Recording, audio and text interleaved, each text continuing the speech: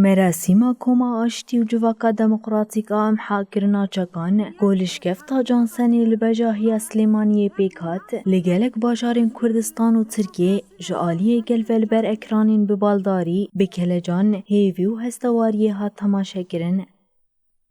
لآمد گلکس لبر آواهی آمبای دری لحف کن بون گو بساعتان لمراسم تماشا کر هستوار بو دیمن بچپک و درشمیان هات پیشوازی کرنه. درشمین بجی سر و کاپو بجی بر خدانا گریلا و شهید نامرن هاتن قیرین.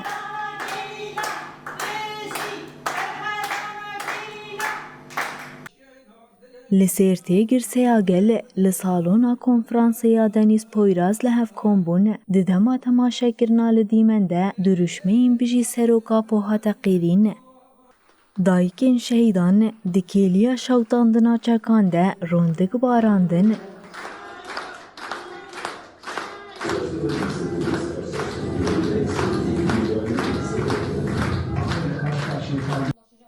لئیل هیگرسی آگل آل آواهی آما پای دری لحف کنبون بدروش موچه بکان مراسم شوپاندن.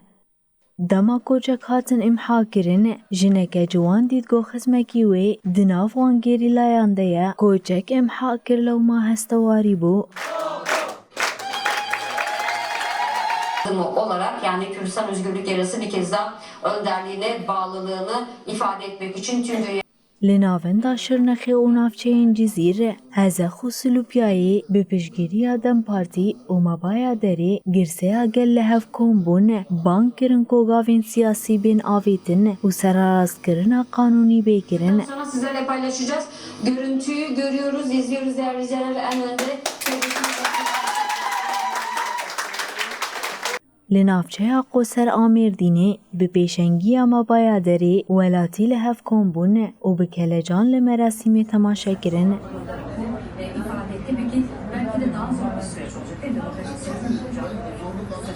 لوانی دایکن اندامین پککین شهید لکومله آلیکاری هفگرتن چاندو یکیتیه یا بمالباتی کو خزمی خواه لدرگوش شارستانی وندا کرنا کن بونه.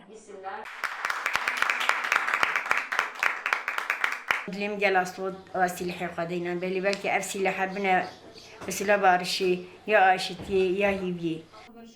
لروحای جی قلب مرق و بالداریه که مزن مراسم چکداینا کما آشتی و جواکا دموکراتیک شوپاندن. Ne getiriyor olmaktan büyük gurur ve olmaz yani.